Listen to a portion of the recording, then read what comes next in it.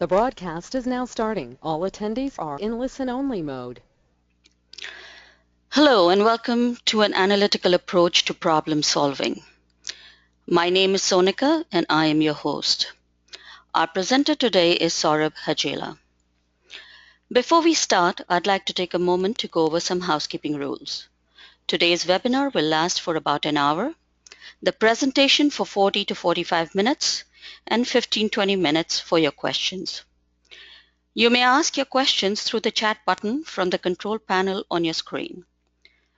Should you drop your connection, please dial back in the unlikely event that our connection is dropped. Please wait 5 minutes and then dial back in. Make sure your microphone is on mute at all times. And now I introduce to you Sourabh Hajela, the founder, CEO, and executive editor of CIO Index, an award-winning thought leader, management consultant, trainer, and entrepreneur. With over 28 years of experience in strategy, planning, and delivery of IT capability, Sourabh has helped maximize shareholder value for Fortune 50 companies across major industries in North America, Europe, and Asia. He is experienced in creating enterprise-wide IT capability driven by the entire range of business situations, such as new market entry, business process reengineering, post-merger integration, and cross-process integration. Sourabh has served as head of e-business for ING USFS and Prudential Financial. He has also held leadership positions with top-tier consulting firms such as A.T. Kearney and Booz Allen, leading engagements in strategy, e-business, and IT strategy. Good morning, Sourabh, and welcome. Good morning, Sonika. Thank you for introducing me. Good morning, everybody. Sonika, are you done? Are we getting ready for the webinar? Yes, please. Phenomenal. Good morning, everybody. I am Sourabh Hajela, and I am delighted to be with you this morning talking about yet another very important and interesting issue. That is, how do leaders solve complex business problems? Most of us have solved problems pretty much all our lives. That's what leaders do. So what is it that we're going to be talking about here this morning, which is new and interesting? What happens in most instances when we are solving problems is that we are either solving problems as an individual, or they're not complicated enough to require cross-functional, geography, many different people involved in solving a particular problem.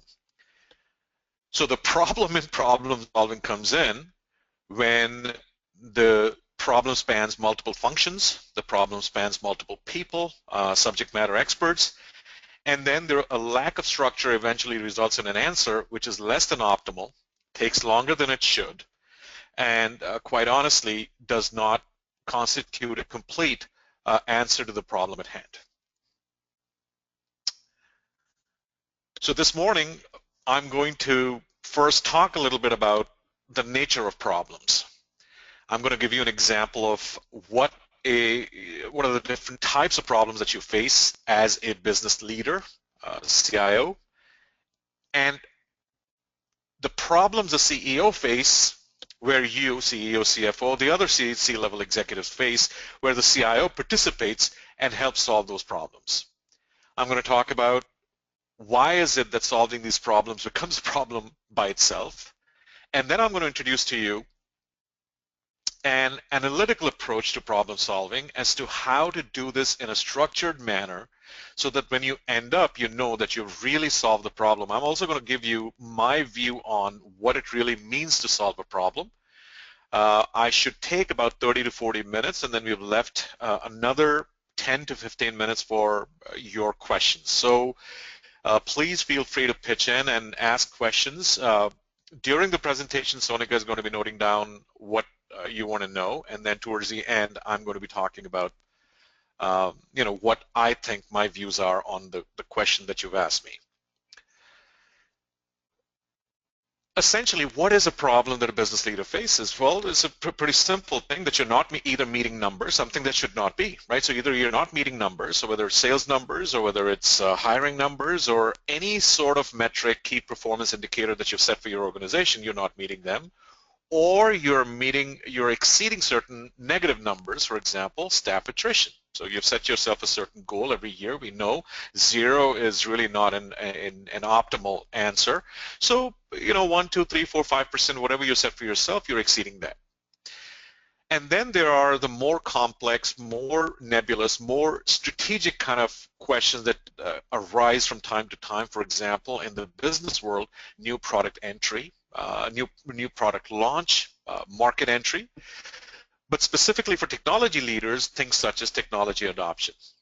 What will happen when you introduce a new technology into the organization? We all know about change management. We all know about the wonderful things about testing and stuff, but rarely have I seen people take all of the factors into consideration in order to solve a technology adoption problem, for example.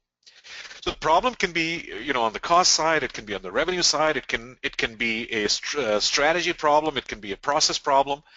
At the end of the day, the perspective that I take to problem solving is that we want to be able to make decisions. Now, these decisions are about capability, like I said. You can have a capability to mention a process or strategy, but you want, as a leader, want to be able to make better decisions. And this problem-solving approach that we're going to be talking about is all about those better decisions, not just solving or thinking or understanding things for the sake of understanding and thinking things. I've tried to divvy this up because, we live in a world where technology lives separately from business. In my opinion, there is only one world, and that's the world of business. So there are no technology problems, there are no business problems, there are only business problems. I gave you this example because it is a very nebulous and very tricky thing that on a daily basis companies across the globe face. CEOs, for example, Lego. Leadership is worried about children who have stopped playing with their toys. If anybody has been following Mattel has Barbie, their brand, which has been, if I remember correctly, which has been around now for 40, 50 years. I think it started around the 1950s. But it's a huge brand for the company and has been around for a very, very long time. Now, with the changing patterns of people, or of little girls who are no longer playing with Barbie, what should that company do? If you think about this problem, first, it starts off with an assumption that girls do no longer want to play with Barbie. It's an assumption. It needs to be proven. But you can understand the magnitude of this problem and the nebulous nature of this problem requires us to take a different approach, or an approach which is structured to understand, because the answers that we come up with, the recommendations, the solutions that we come up with are going to drive the company either towards prosperity, they'll be able to deal with the fact that something is happening in the marketplace, or they will go down, well, basically crash and burn because they did not factor in or solve this problem correctly, hence they made the wrong moves and the company died. Anybody who's following Walmart and Walmart versus Amazon understands what is happening in that space. Is Walmart making the right decisions? Amazon right now is more valuable in terms of market cap. Amazon today is one of the top 10 market cap organizations in the globe. Just imagine what Walmart needs to do. You'll hear that they need to take care of e-business. Well, that's phenomenal. Specifically, what and how do they solve this problem? So I'm giving you, starting with this, we're not going to be solving this problem in the next 30 minutes, but this is how complex and complicated problems can get. That answer lies across the organization, across the business capability, IT capability, supply chain, and a whole host of other things in order for them to be able to solve. If you look at the CIO's world, there are very simple things like, the design of the IT organization. How many CIOs have really sat down since taking over the organizations that they took over to critically think about their IT organization? What should it be? What should the design be? Usually we're handed an organization and we run with it and we tweak the organization to say, okay, these are the functional silos that we exist in, and this is, the different roles that are defined. Very, very few CIOs actually sit down to take the time to say, well, really, what organization do I really need in order to do what it is that I want to do in this place? Technology adoption is something I've already spoken about. Governance is another issue. Business IT alignment is another one. So as you start to look at multiple different things that happen in your world, you'll see that the problems are very complex, they're very nebulous, and you'll realize that they require cross-functional expertise, they require many, many different people getting together to solve it, hence the need for structure. Now, when we talk about, before we dive into problem solving as such, I wanted to get us to agree on what exactly constitutes a solution. Well, I started by saying that we're talking about decision making. Okay, so that my basic premise is that when I say I'm solving a problem, I'm saying I want to make better decisions. But to the extent that we have recommendations or solutions, to me, a solution must provide some sort of value. So whether that value is a reduction in, cost of operating, whether that value is in terms of increased revenues, whether it's, avoided costs, which by the way, is, I'm not a big fan of, but for argument's sake, say that contributes value. It must be verifiable. So a lot of times people make the wrong solution decisions because they kind of are in an echo chamber where everybody agrees with themselves that this is the right answer. Well, till something is independently verifiable, it is really not a solution. The solution must be complete. That is, it must consider all of the elements, otherwise you have come up with a half-baked solution. It must be thorough, that you've done the analysis to actually say, yes, I got all of the various elements, and I considered them in the right proportion that they should be considered in. It should be adequate. What I mean by that is that sometimes, and not sometimes actually, very often, I've seen this one team that was trying to solve this problem for 3 years of analysis. Because they wanted to boil the ocean, they went from left to right and top to bottom, analyzing everything without saying, how does it contribute to me actually solving the problem? Because, if I created the entire, spectrum of possible data points, how does it actually help me solve that problem? Nobody really knows. So they were on for 3 years till the team was disbanded. The solution must be objective. The solution must be standardized. So this is where, my view, since I'm trained as an engineer, my view of problems and solutions is one of frameworks and equations. So I think of life in terms of elements and the relationship that the elements have with each other. And every business problem that I've tried to solve, I've tried to get to that framework, trying to understand what are the various elements, how do they interact with each other, how do they develop over time. So if you look at life cycle, if you look at maturity models, if you look at roadmap, if you look at prioritization, whether it's project portfolio prioritization, if you look at stage gating, all of these are various elements that basically say that you have a solution that is verifiable, that provides value, that is complete, thorough, adequate, and is standardized, so that not just me, but if you were to use the same process, you'll come up with exactly the same answer, almost like algebra. Rapid repeatable results is a requirement in any time, but more so in today where we exist, because we simply do not have the luxury of time. By the time we're done analyzing a particular problem, suggesting a solution, the world has moved on. So if we don't do two things, one, we don't have an equation or a framework, then we're basically going to go back to the drawing board trying to analyze and solve the problem. So quick and cost-effective, because resource constraints are real for any organization. I don't care what the size of that organization is. So hopefully I've given you a flavor for what do I mean by a solution and what do I mean by a problem, and why is it that we need to use a structured approach. Now we've laid the groundwork for, what is a problem? What constitutes a solution? Before we dive into how do we solve a problem, what is the process? So today we're going to be talking about the process. I'm going to, go over the steps. I don't know if I'll have the time. I'm reasonably certain I won't have the time to talk about the specific tool, so I'm going to schedule a follow-on webinar where we're going to talk about analytical tools that managers must use.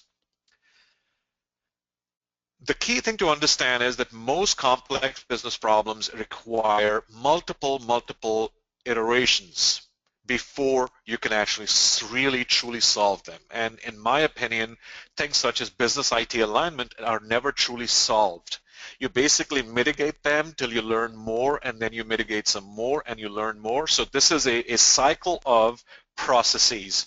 So the one thing that I'm a personal believer in is any approach that we use must follow a process, a closed loop process with a feedback loop that goes in and gives us a mechanism to go back and correct certain things on previous steps, so to speak. So the difference between, to use technological, our world, the difference between object orientation and a structured waterfall kind of methodology, which goes sequentially in one direction, versus a world which is more holistic and uses, things such as closed loop feedback mechanisms. The second thing is that a lot of people tend to hit problems cold. That is, very little subject matter expertise goes into it, because now you're literally, it's green, problem is green fields, so you basically approach it as, okay, let me try and discover, because I'm smart enough and I've got enough money to be able to solve this problem. Subject matter expertise to me is an absolutely critical element of solving any problems. So what we call, informed guesses are absolutely critical in this process to minimize mistakes, to minimize the amount of resources that we use. We must have subject matter expertise of somebody who has been there and done that. The third element is they're data-driven. It's always very nice to have very strong opinions. We all have them. That's why we are where we are. However, in order to be able to truly, genuinely make a decision and action based upon that decision, we must have data and facts that back up our opinions. And this is a critical step that, because of lack of time, because of lack of expertise, because of multiple different reasons, a lot of organizations do not bother to go through the step of data collection, to go through the step of data analysis, to go through root cause analysis, to go through impact analysis, to come to a complete understanding. And by the way, this does not mean that you're going to be here for ages in analysis paralysis. All this means is that if you have subject matter expertise, this is going to be not just quick, but way more effective than doing something wrong and then coming back and trying to solve it over and over again. What do I mean by solution focus? What I'm saying is that one of the ways of solving problems, which is used in a lot of places that I've seen, a lot of people tend to go on this blank page and more fashionable back of napkin kind of a thinking, which is great. It works in certain instances. However, it's always been to my advantage when I have tried to draw a straw man, to basically say, what is my first guess as to what the equation, what the framework, what the answer looks like? Because then I go about either destroying the straw man or confirming that the straw man was correct. So what I'm about to tell you over the next 13, 14, 15 slides is essentially what I just summed up for you. This whole process is about somebody who knows this problem realm, creating a straw man very quickly, very early on in the process, to know what they know, to know what they don't know, to validate what they think they know, to get the data to complete the picture. And by the time they are done with quote unquote finding the solution would look something like the straw man that they drew up, with all of the parts and pieces filled in, validated, independently verified, and repeatable, because now you have that straw man forever and ever, and you can do the maturity models, and you can do the life cycles, and you can do the value over time and the road mapping and all of those wonderful things that we talk about outside of this webinar. You can do only if you have that framework, only if you have that straw man. So folks, after all of that talking, let's get into this problem solving process. Now, what I believe is that this is a very simple, generic way of solving any problem. We're going to get specifically into structured or scientific or analytical way of solving, the 3 or 4 first steps of this process. So what are we saying here? We're saying, well, the first thing is define the problem. Fair enough. I need to know what I'm solving.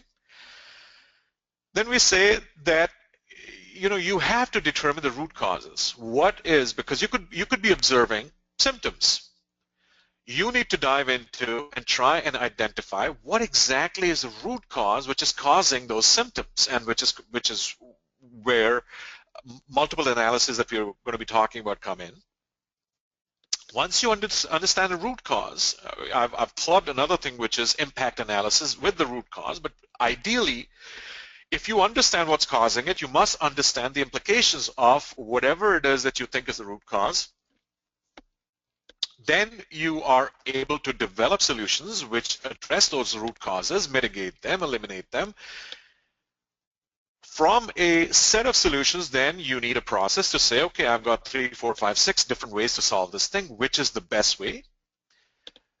So you pick implement it, and then here comes a closed loop portion of things where you monitor whatever it is that over time your solution is producing results. You go back, and it would be a really busy diagram if I started to draw all the arrows going in various directions, but this really is not as clean as it looks, because even in the root cause analysis process, you are going to validate your problem.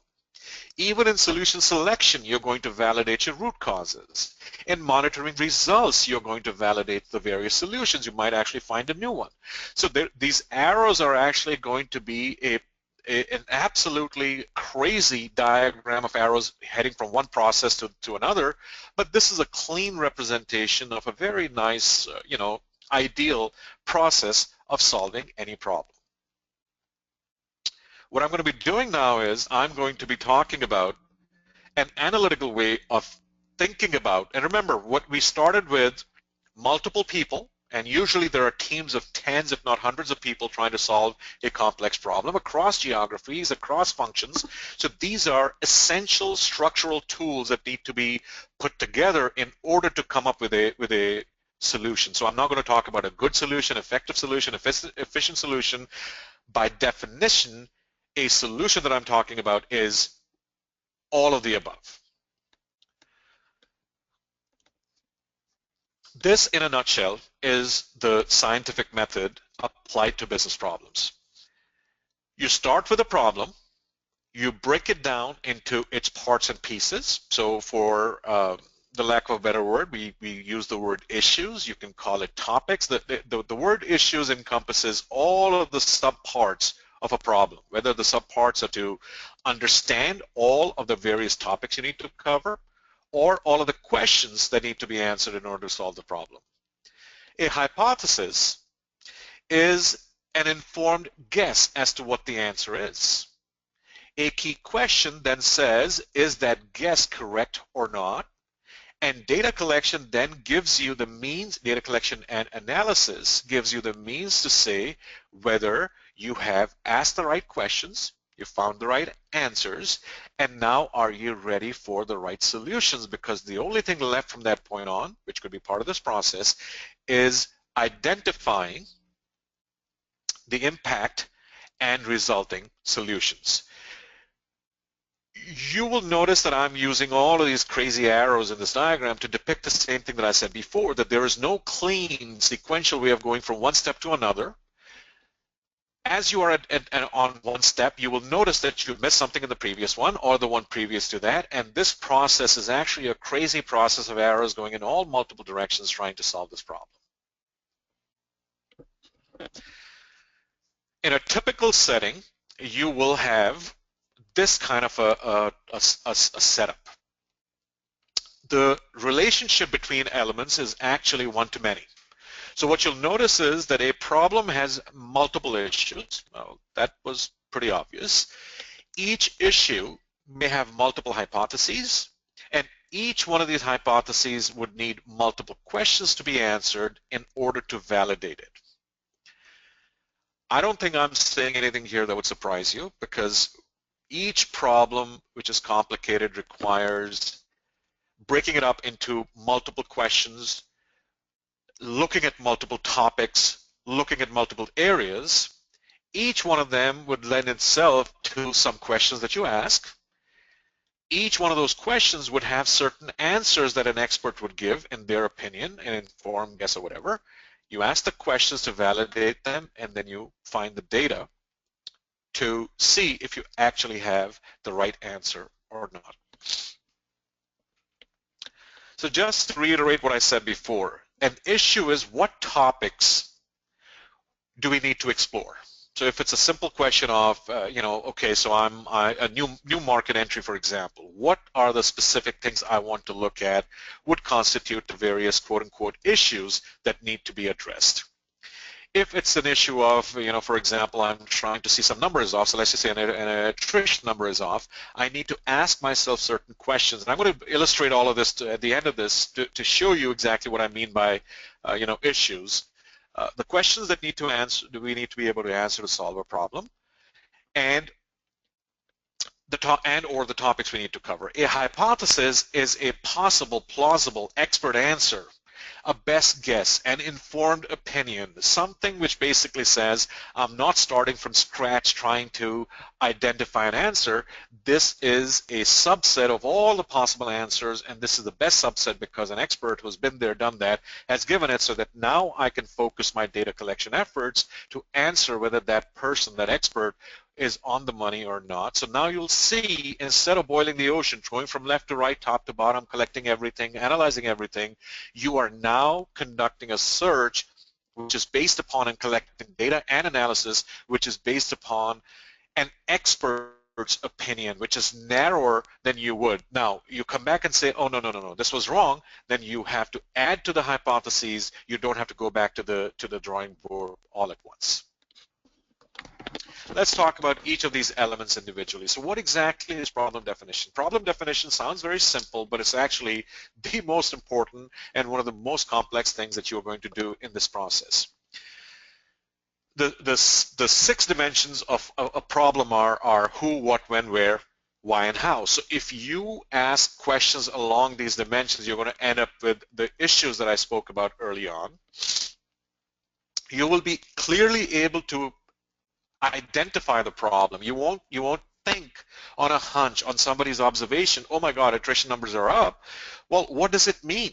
The attrition numbers are up. So you basically start asking the questions. You will define the problem in a much more precise, specific way, because the broader the problem, the more work you need to do in terms of the issues that underlie it.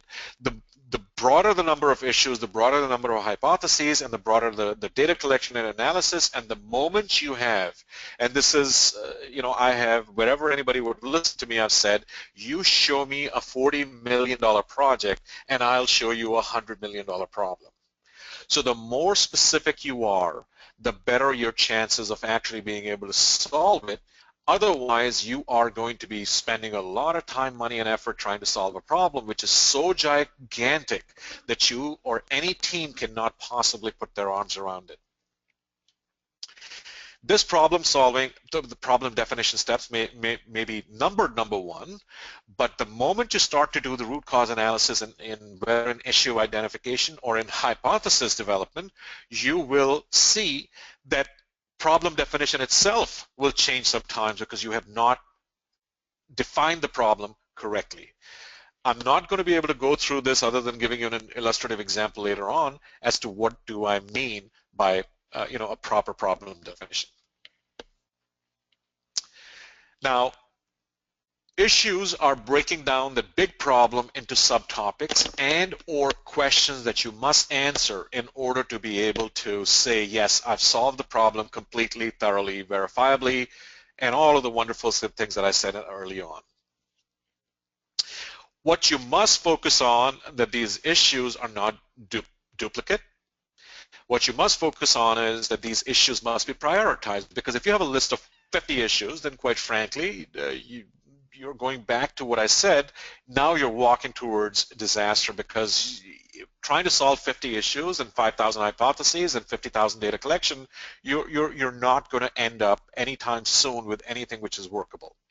So the key concept that people use is it's mutually exclusive and collectively exhaustive. So when you identify whether you're using brainstorming, and there are multiple different techniques that you can use to come up with a list of issues, whether through observation, through surveys, through brainstorming, through benchmarking. There are many different tools available to identify specific issues. You must get to a prioritized, selected list of issues that you will then decide to work on. A hypothesis is an answer, a possible explanation for the phenomenon that is happening. And like I said, it is not an ill-informed, it is an informed opinion. It's not fact. It's, in a manner of speaking, a theory. It's something that basically somebody says, well, this could be the possible reason for it. And should all the experts, there is a consensus, then you basically go out and you do the data collection to prove or disprove it, and you focus your efforts and you find a solution much faster. The confusion sometimes that comes in is between hypotheses and root causes and impact analysis and such. They're all connected. Essentially, you could go from one to another and vice versa. So you could use hypotheses to come to root causes, or you can use root cause analysis to come to hypotheses. The basic fundamental thing is, do I know what are the possible explanations, the possible answers for whatever it is that I'm trying to investigate? Again, just like issues, a rationalized list of hypotheses is absolutely critical, because remember, each hypothesis must be proven or disproven, because that's the whole point of data collection and analysis. And the most expensive thing in this entire process is the data collection and analysis. So if you are careful with the hypotheses that you construct, then your data collection and analysis effort would be so focused that you would not run out of time or money and come back with the wrong answer. A hypothesis must be proven or disproven using key questions. In a manner of speaking, you're basically saying that a key question is defining the objective of the data collection and analysis.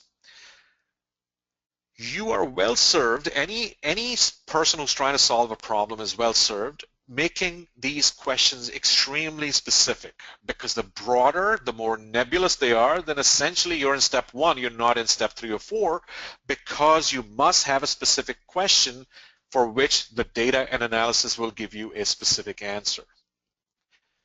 You must have questions that result in something actionable. Well, I can understand there are certain questions that are specific but not actionable, because you're collecting information where you will then assess the impact. That's fine, but the follow-on is actionable. And the one thing that I started this presentation with, which is decisions. So you have to make sure that anything that you're collecting, anything that you're analyzing, anything that you're asking must result in a decision, and you must know what that decision is, and then you're going to be able to take it and say, okay, I have been able to take the right decision or not. Like I said before, data collection and analysis, more often than not, is required to answer the key questions and validate hypotheses. This is a lot of theory. I know it can get boring really fast, so I'm going to take a real issue and try and solve it. But I must lay the groundwork for us to understand this realm of why we need to structure, what we are structuring, and what are the pitfalls. In issues, hypotheses, and key questions, specificity is an absolute must. You might start broad, but you have to go very specific. You must make sure like Goldilocks, you have to get it just right. You can't be too broad, you can't be too narrow. And the third thing is you must prioritize. In hypotheses, the one thing which is absolutely essential is they must lend themselves to some sort of testing. You must be able to validate a hypothesis, otherwise it's a nice academic activity, really will not result in anything useful for you.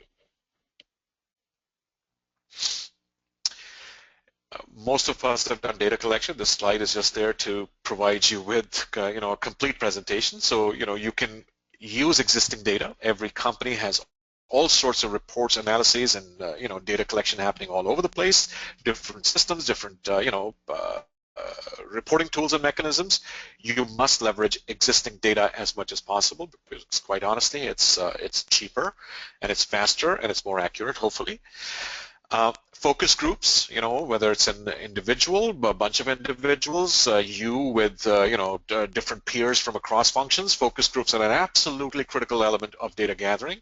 Interviews, one-on-one, one-on-many. Primary research, which is essentially you doing surveys and trying to go out and do analyses outside. And secondary research, I may have missed one or two, but essentially you can collect data in multiple different ways. This is just repeating some of the stuff you already know, but keep in mind, whatever it is that you're collecting can be either quantitative, somebody's opinion is qualitative.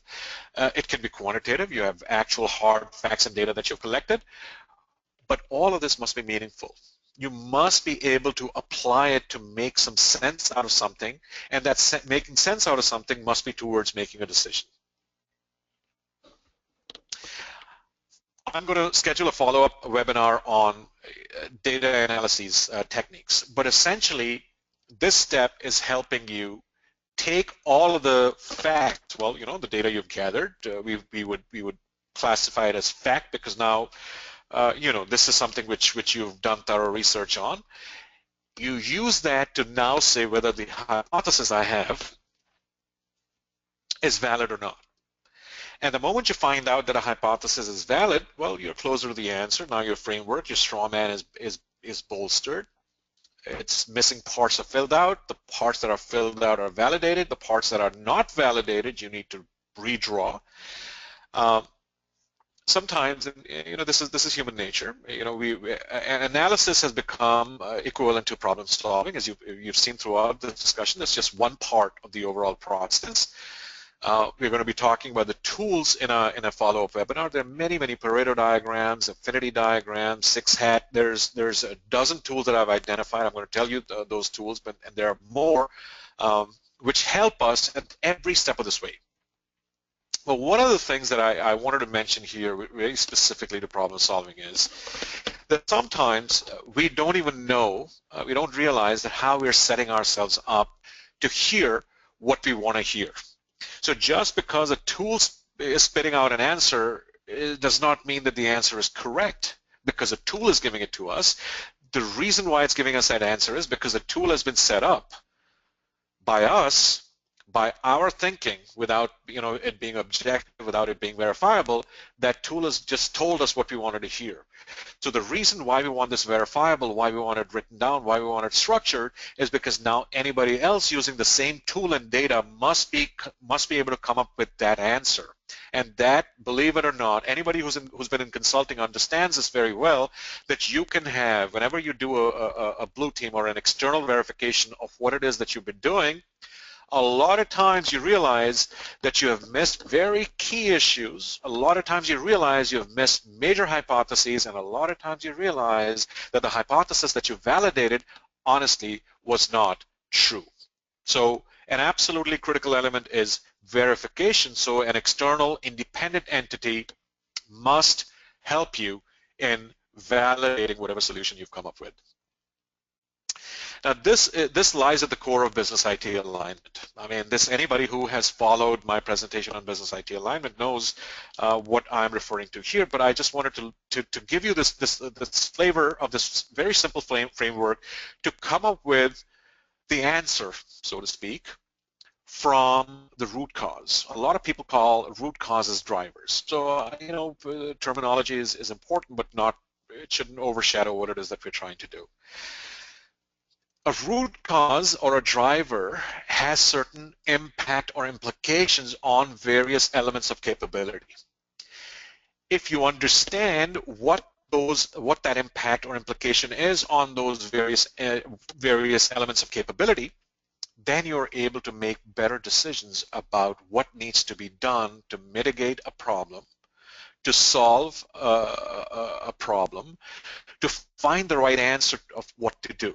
Unfortunately, I don't have examples here, but I'm going to give you, hopefully in a follow-up, a complete picture of the various tools, including this one, to solve a real-life problem. But what we need to understand is that there is a driver which is, affecting our environment. It's affecting the environment in a particular way. Some systems are affected, some people are affected, some processes are affected, various elements of capability are affected, and they in turn have the need for a solution in order to minimize the impact, accentuate the positives, and so on and so forth. So you find a solution using this framework. And then once you have, hopefully, multiple answers, multiple alternatives to solve a particular problem, you have also, through the process, identified the framework that tells you whether a particular alternative is, good or bad. You weight those various criteria. So what I'm trying to do through this busy diagram is, on the left-hand side, I'm showing you criteria. What are the factors? What are the elements of this equation? And how important? What is the relationship between each of them? So the weighting of these various criteria, and then you weigh, you assess each alternative along these criteria, and then multiply the weight, simple process, and see which alternative is the best. Anybody who's done project portfolio rationalization, application portfolio rationalization, anything that relates going through a process of alternatives and assessing alternatives knows this process really well. So I'm not going to go through the process, but the point being that there is a process to select a particular solution from the solution set, and this is a representation of that process.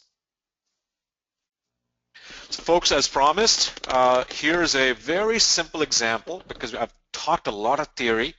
I just wanted to take a simple example. And the next one, I'm going to take a very complex business problem, like the Lego problem that we talked about, and try to solve it using this framework and process. So essentially, if you observe that your employee attrition level has gone up by X percentage, and now it's a problem because you're saying my attrition should be at, let's just say, 5% a year, because that's what I'm comfortable with, because all of my recruiting and training processes are in line with a 5% attrition rate. Now my attrition rate is 7 or 8%. All of a sudden my recruiting costs have gone up. All of a sudden my projects are delayed because I don't have the appropriate staff. All of a sudden my training costs have gone up. So the impact of attrition is along multiple dimensions.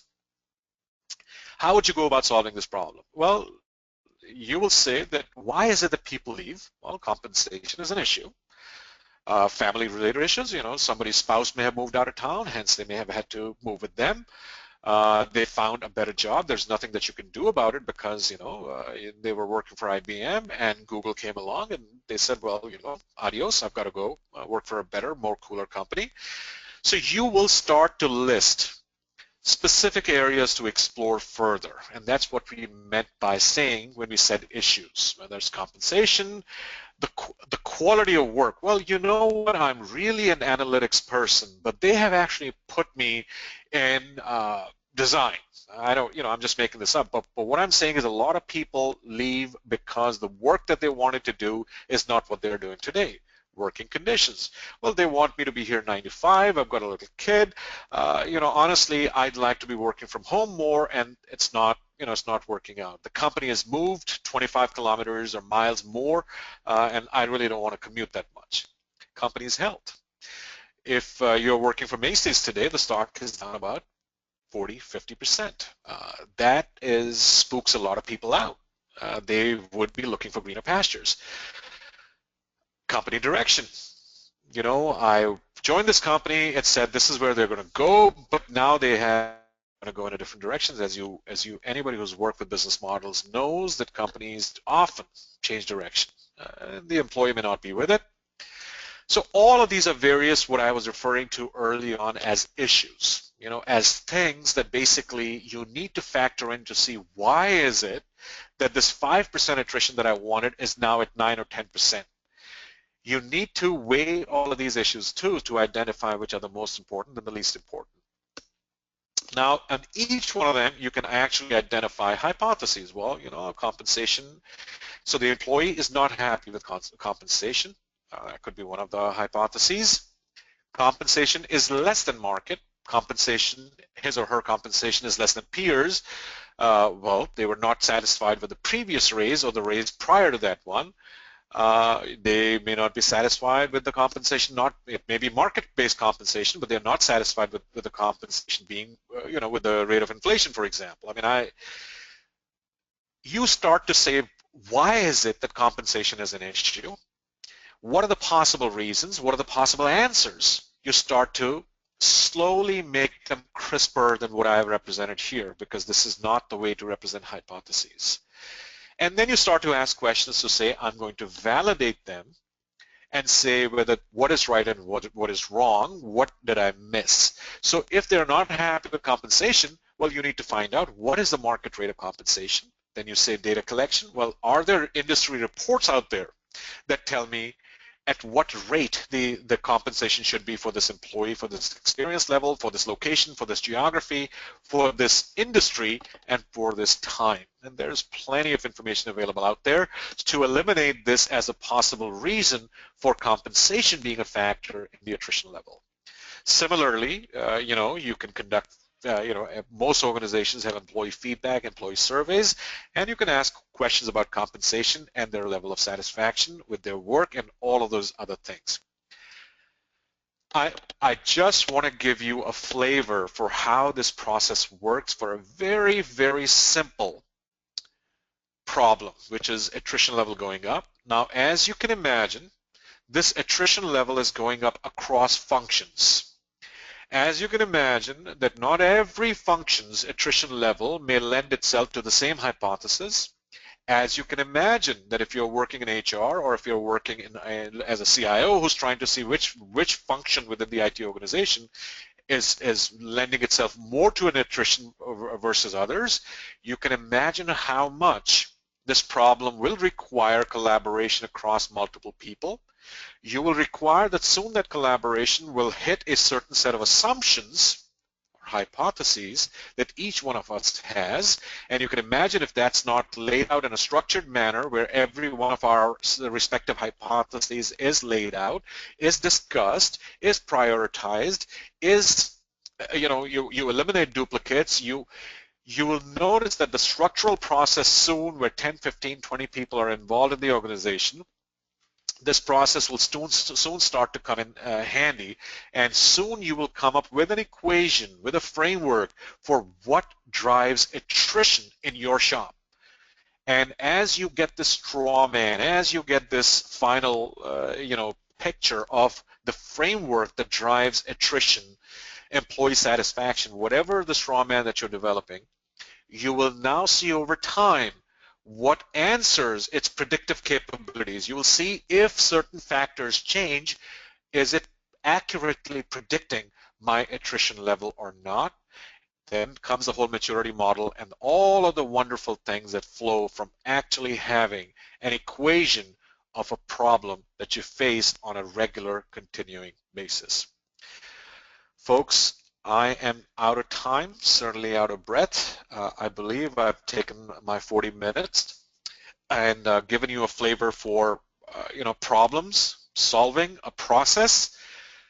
And in the next webinar that I'm going to schedule, we're going to talk about a managerial toolkit of different tools that you can use at various steps in this process. And this is just a representative list. I'm going to select from this and some others to give you what I believe every manager must know. We're not going to go back to school and start to learn statistics from scratch, but we can certainly learn about scatter diagrams. We can certainly learn about force field analyses. And these are tools that we'll use on a daily basis to solve just about any problem that comes across our desk.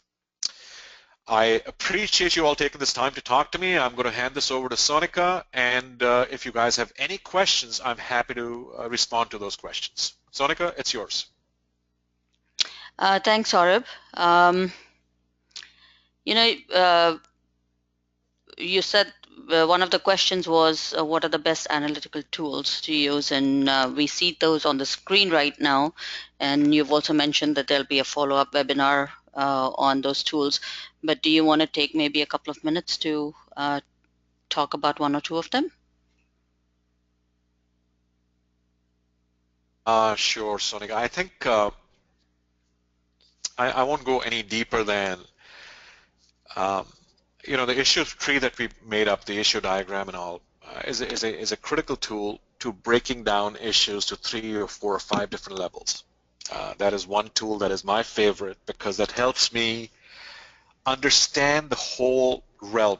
It helps me communicate the whole realm. It has always helped me talk to the team for us all to understand what exactly are we trying to solve, and all of us are on the same page. We can track our progress and such.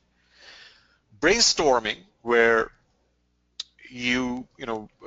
two, three, four, five subject matter experts, users, end users, we get together and talk about various aspects of a problem. If you have a good moderator, this is one of the most valuable activities that you can undertake in order to identify the issues, define the problem properly, and come up with some really, really good hypotheses as to how to solve the problem. But more than that, Sonika, I really want to keep this to the next webinar where I want to take examples and I want to demonstrate the power of each one of these tools. So Sourabh, in this webinar, you've discussed using an analytical approach to solving these complex problems. What are the benefits of using this technique, and are there ways to solve problems without using this technique? Because we all solve problems every day, but sometimes we just do it through our gut. So no, absolutely. I think most people kind of feel uneasy at the thought of 7 steps to an answer, because most CIOs, most IT leaders honestly don't have the time to go through all of these 7 steps. But the way problem solving is, you do go through these steps. You just don't do that in a very structured manner where you're actually following and creating a solution that can then be reused. So in my opinion, communication is the biggest issue in a business setting, and unless you use some structure, that communication can become, or lack of communication can become your friend, or the lack of communication become your foe, and communication can become your friend. So unless you start to structure everything, unless you start to lay it out, and that's one of the reasons why consultants use this methodology, because they have a client to go in front of and explain the results they came up with. They want to make sure the results and the solutions and the recommendations they came up with carry some weight, are going to solve the problem, because the client will not call them again.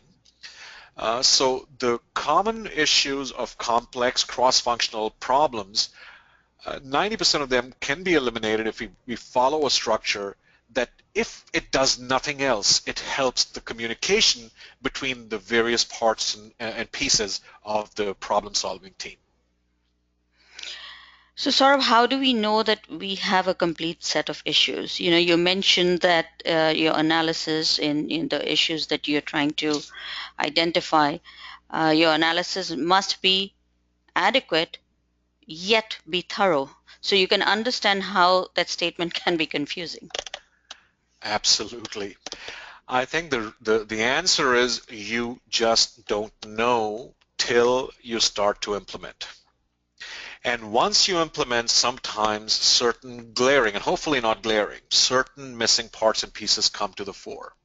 So if you have followed this process and followed it honestly, then you should come up with an answer that is good given the point in time that you're at. And once you follow through with a closed loop process, you implement it, then you start to see the solution working in real life circumstances, and then you start to uncover certain other issues, the whole test flight concept in designing an aircraft, that you start to uncover certain things that you did not uncover. You start to find certain things that were not bolted on correctly. You start to find certain things, and then you modify the parts and pieces, and you go through this process one more time.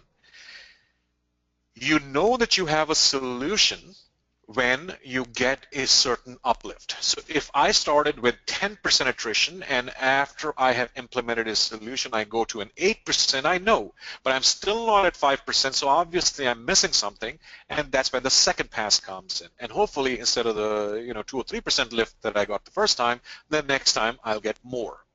And this is why I focused on the iterations, the iterative process nature of problem solving, because in my experience, I've never come across something, never is a strong word, but seldom do you come across something which you solve in the first go.